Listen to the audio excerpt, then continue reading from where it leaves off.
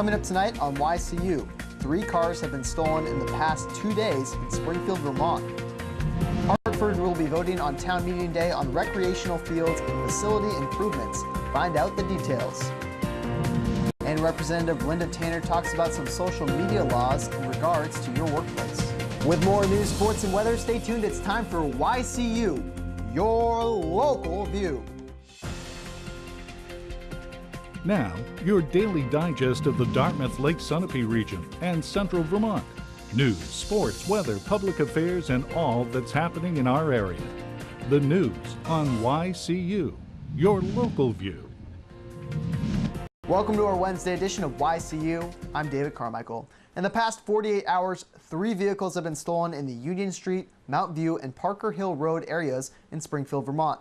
All 3 thefts have been crimes of opportunity where the thieves traveled by foot to the area searching for vehicles until they found one with keys left in it. Do not leave your keys in the car or any other valuables for that matter. Be sure to lock your car doors and set the alarms if possible. If you hear or see something suspicious during the night, call 911 immediately or the Springfield Police Department.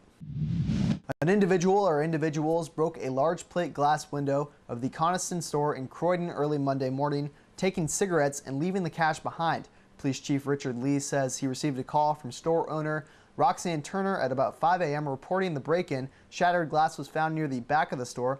Lee thinks the thief may have used a baseball bat and a strong swing to project the glass that far. A newspaper delivery person reported the window was intact at 2:30 a.m., which means the time of the crime was between 2:30 and 5 a.m. Anyone who saw anything this morning is asked to call the Croydon Police Department at 603-863-5115.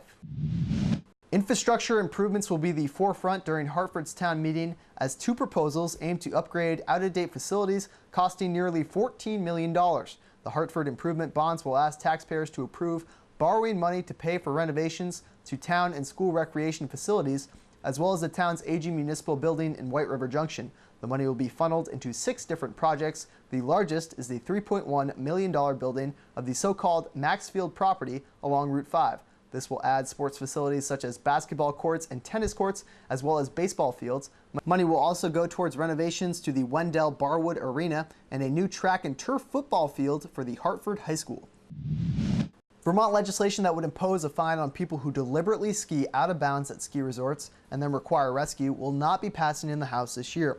That was the consensus of the Vermont Senate Judiciary Committee after people ranging from top law enforcement officials to a ski industry leader testified Tuesday that the fines would be a bad idea. Senator Kevin Mullen, who proposed the measure, pointed out a plethora of recent rescues at the Killington-Pico ski area, but critics say they don't want to discourage backcountry skiing, saying it's a big source of growth in the ski industry. There is a broad agreement that backcountry skiers need the right gear and a good plan. Lawmakers were briefed this morning about the steps they can take to cut down on the number of suicides in Vermont.